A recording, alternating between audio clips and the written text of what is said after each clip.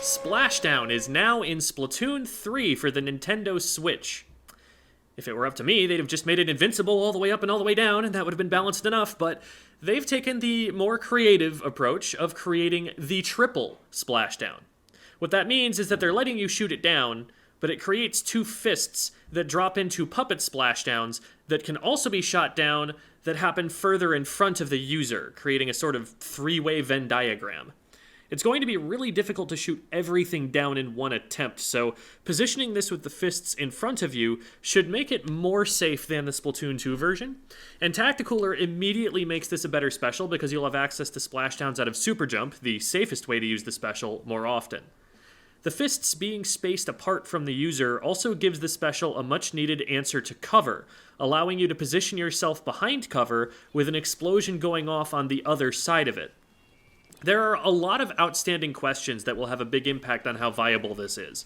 Will the splashdowns all do the same amount of damage as, say, the Splatoon 2 splashdown? Or are the fists weaker, requiring overlapping explosion radii to get splats? It's hard to tell from the footage provided on Twitter. Does the player still get armor protecting their leap into the air? Do the fists also get that armor? Do the fists have the same amount of HP? Considering that the fists still explode if the splashdown gets shot out of the air, does that mean you lose all of your special meter after being shot out of it, or do you still get some of it back like you did in Splatoon 2? We'll have to see. The special is confirmed from Twitter to be on the Enperry Dualies kit, a kit which had Inkjet in Splatoon 2, and the Custom Blaster kit, which also had Inkjet in Splatoon 2.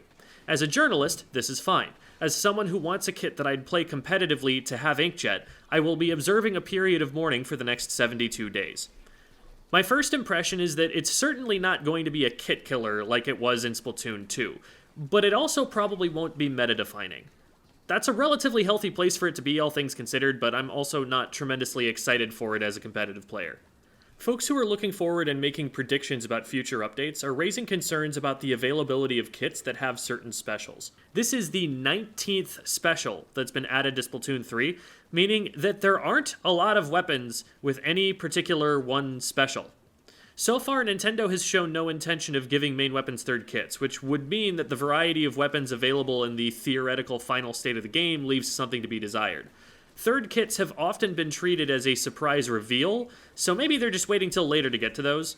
But also, given how many weapons are currently in the game and the pace at which they've been added so far, it would take a long time to roll them out, and some folks are nervous that content updates won't continue for that long.